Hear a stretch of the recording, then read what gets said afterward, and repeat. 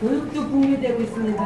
네, 장장 3시간의 토론이었습니다. 이 3시간의 긴 토론 동안 기꺼이 그 전문 지식과 그리고 전문 지식을 바탕으로 한 마음의 정의로운 분노를 담아서 발제해 주시고 토론해 주신 이인호 교수님을 비롯해서 9분의 발제 토론자분들께 우선 깊이 감사드립니다.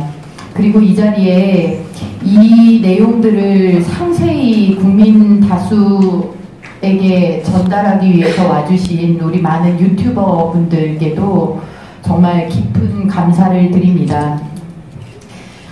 어찌 보면 이런 생각을 하게도 됩니다. 나라가 붕괴되고 있다. 문재인 정부 2년의 대한민국이 거의 완벽한 소생불가능한 붕괴 상태로 가고 있다 라고 하는 이 목소리가 한가롭게 국회의사당 한편에서 이게 토론회로 진행된다는 것이 어찌 보면 참 아이러니한 것이 아닌가 라는 그런 근본적인 질문도 해보게 됩니다.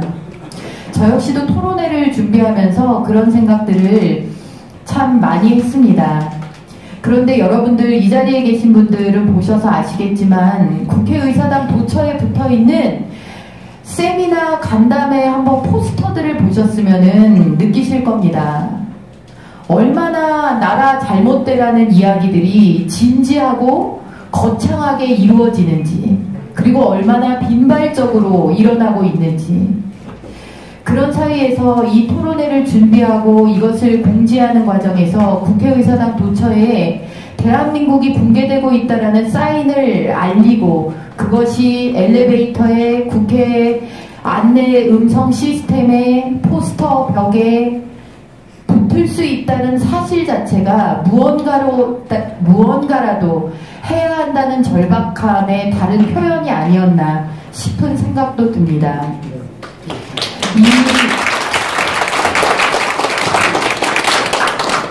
이 붕괴를 막으려면 붕괴의 조짐들을 국민들께서 아셔야 됩니다. 국민들께서 아실 수 있는 수단은 여러 가지지만 그 중에서도 언론을 통해서 제대로 된 상황과 정확한 사실을 전달하고, 그것이 여론이라는 이름으로 반향이 일어나고 그것을 정부가 받아들일 때 이 붕괴 조짐을 막을 수가 있습니다. 그러나 지금 현재 우리가 접하는 언론 상황은 이 정부와 궤를 같이 하거나 오히려 이 정부를 보다 더 급진적으로 끌어가려는 그런 모습들을 발견하게 됩니다. 기대하기 어려운 정도가 아니라 붕괴의 또 다른 주범이 되어 있는 상황입니다. 또 다른 붕괴를 막는 방법은 자라나는 미래 세대들이 대한민국을 어떻게 인식하고 어떤 나라로 만들 것인가, 자신들이 살아가야 할 이 대한민국이 어떻게 바뀌고 어떤 나라에 살고 싶은가라는 명확한 인식을 심어주는 것입니다. 그것이 바로 교육입니다. 그런데 그 교육 역시도 붕괴되고 있습니다. 그 어느 곳보다도 가장 극렬하게 정치화의 길로 들어서고 있는 것이 바로 지금 현재 교육 현장입니다. 우리는 붕괴를 막아야 되는 가장 중요한 2개의 수단을 잃고 있습니다. 언론이라는 국민들과의 소통의 가교, 그리고 자라나는 미래 세대들, 이제 당장 당사자가 되어야 되는 이 자라나는 미래 세대들의 머릿속에 무엇을 넣어줄 것인가, 가슴에 무엇을 심어줄 것인가 하는 2개의 수단을 상실하고 있습니다.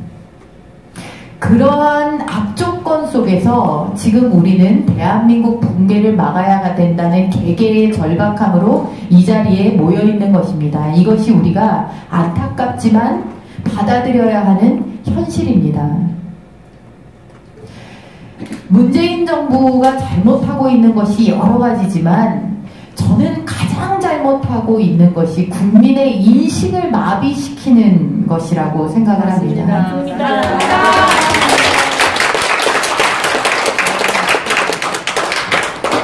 값싼 포퓰리즘 정책들, 그리고 앞서 어떤 분이 표현을 하셨습니다만 정말 그런 감성에 호소하고 말초를 자극하는 것, 그리고 지금 이 정부에서 펼쳐지는 어마어마한 붕괴들이 내일이 아닐 것이다.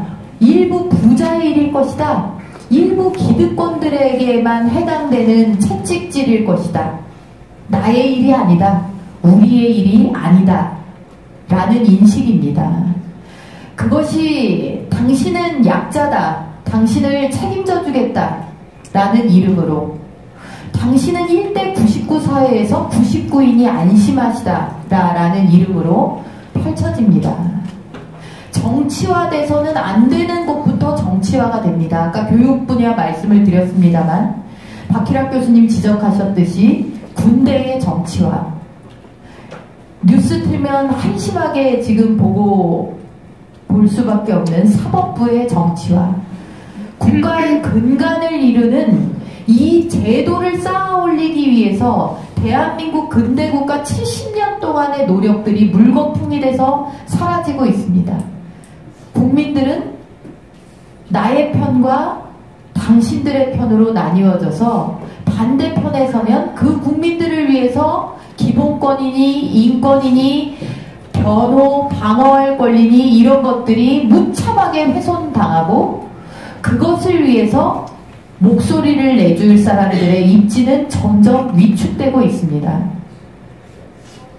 그런 상황 속에서도 가야 할 길은 가야 하고 지켜낼 것은 지켜내야 하고 내가 하다가 안 되면 내 다음 사람들이 이어받을 수 있는 최소한의 진지라도 지켜내는 일들을 저도 이 자리에 계신 우리 패널들께서도 이 자리에 오랜 시간을 내서 이 이야기를 듣고 또 전달해서 찍어주시는 여러분들께서 하고 있는 것이다 라고 생각을 합니다.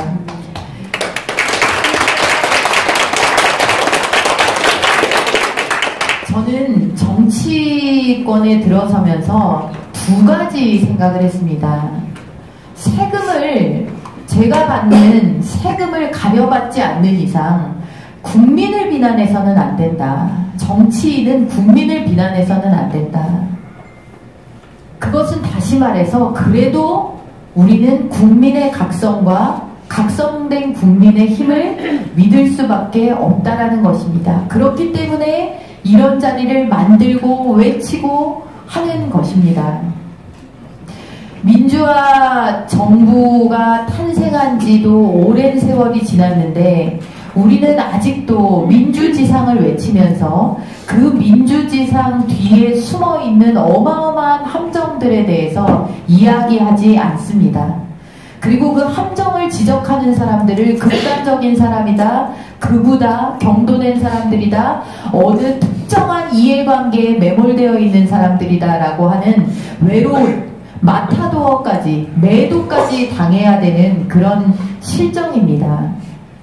그럼에도 불구하고 저는 오늘 이 자리에서 이야기된 것과 같은 명확한 숫자가 보여주는 진실, 대한민국의 명확한 안보 상황을 알려주는 이 진실, 그리고 허물어지는 법치들이 나타내는 명확한 증좌들이 국민들을 깨울 것이다 라고 생각을 합니다.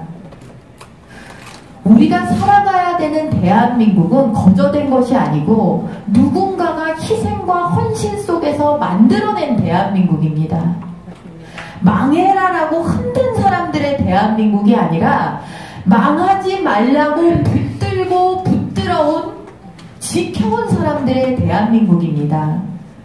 그런데 지금 문재인 정부의 역사가들은 이 대한민국을 만들어오고 지탱한 사람들의 역사는 알려주지 않습니다.